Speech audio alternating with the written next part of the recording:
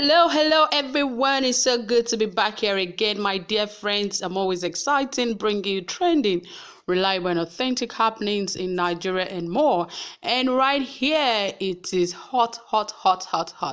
Yes, President Buhari has ordered the suspension of Efcc directors. Oh my world. And as if that is not enough, Magu requested for bail last week, and you know what the IG told him? IG said he should direct his bail request to the panel. This shit is getting messier, and it still doesn't stop there, because Saraki also told the Chief Justice that Magu came to beg him for confirmation back then in 2016. Oh my world, this is unbearable. Anyway, guys, let us get right into the details of this. But before then, hey guys, if you haven't subscribed, what are you waiting for? Ensure you hit the subscribe button right now, and also give this video a thumbs up. Don't forget to turn on the notification bell, because that means you would get notified anytime we drop a new video. Okay, without wasting much time, let us dive right into the details of this report. As it says, the President Muhammadu Buhari has ordered the suspension of 12 directors of the Economic and Financial Crimes Commission, EFCC. Also affected was the Commission Secretary Olanipekun Olukoyede. The order our correspondent gathered was handed down on Friday following a request by the presidential panel investigating the allegations of graft and misconduct against the former EFCC acting chairman, Ibrahim Magu. We also learned that the directors were directed by the Attorney General of the Federation, Abubakar Malami San, to proceed on suspension on Tuesday. In compliance with the presidential order, a source said the panel actually requested the suspension of all the directors of the EFCC to enable the panel members to carry out a thorough investigation into the activities of the commission. Following the request, the president asked the AGF to direct the directors and other senior officials to proceed on suspension. Immediately, the officials were informed on Tuesday. World, I'm beginning to feel so sorry for Magu and all those that he has worked with that is connected to this case.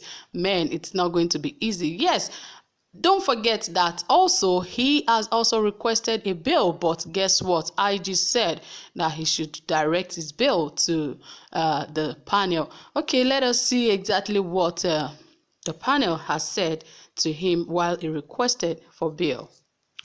It says the Inspector General of Police, Mohammed Adamu, has asked Tosin Ojaomo, the counsel for the embattled former acting chairman of the Economic and Financial Crimes Commission, Ibrahim Magu, to direct the request for his client's bail to the presidential panel investigating his activities in office. The IG said the police were not investigating Magu and is accordingly not being detained by the force, but by the panel headed by former president of the Court of Appeal, Justice Ayo Salami.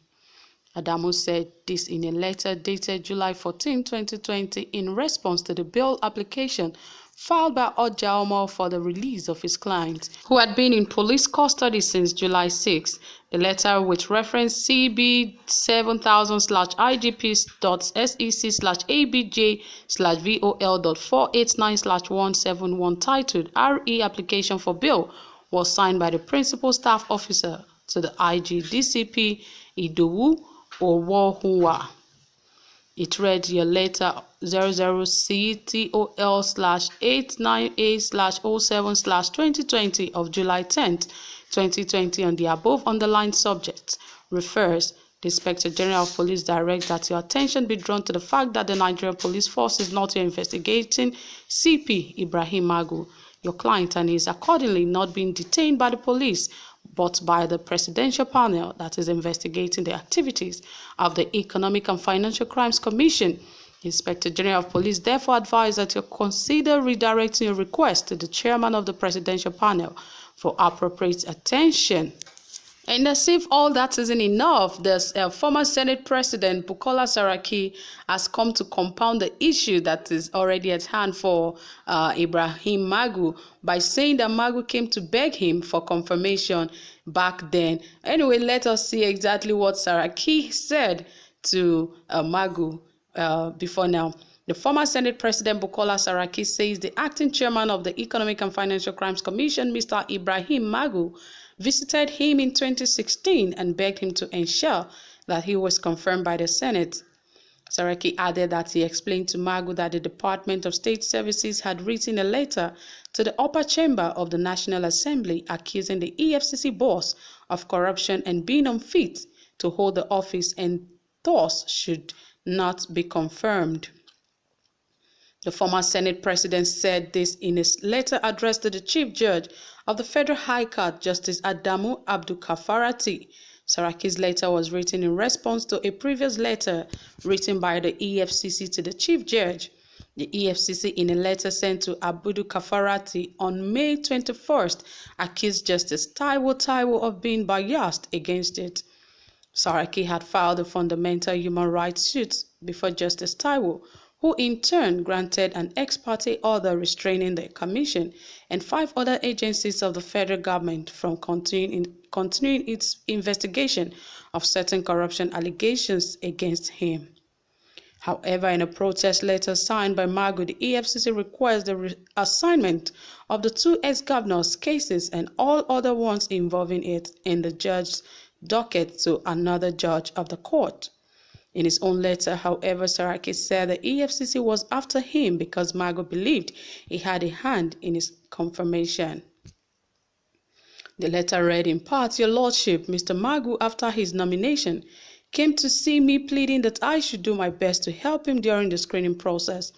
During that meeting, I made it clear that I had no objection to his nomination and revealed to him in confidence that he needed to go and clear himself with the DSS because the report on him was unfavorable. In fact, I bent backwards to let him read the content of the indicting security report submitted on him. Also, I decided to delay the screening to give him ample time to get the DSS to change the report. As it eventually turned out, he was unable to get the adverse DSS report reversed." Saraki, who was the chairman of the 8th National Assembly, said the acting Efcc boss had since been hounding him. He said the DSS actually sent 2 reports against Magu, and it was the belief of the agency that confirming the nomination of such a man would be inimical to the war against corruption. The former Senate President wrote, "My Lord, Mr. Magu is after me because he feels that as the President of the 8th Senate, I was responsible for the non-confirmation of his appointment, whereas the reason his appointment was not confirmed is all too familiar. An agency of the executive which nominated him, the DSS, sent 2 reports to the Senate in which it categorically stated that Magu failed the integrity test. That his confirmation would shackle the EFCC from effectively tackling corruption in the country and hampering the anti-corruption drive of the President Muhammadu Buhari's administration." He said it was a bid to ensure transparency that the Senate allowed Magu screening to be aired live on television. Saraki, who was governor of Kwara State from 2003 to 2011, urged the CJ to ignore the EFCC request, even as he added that all the allegations leveled against him were not different from the charges filed before the Code of Conduct Tribunal, which were quashed by the Supreme Court.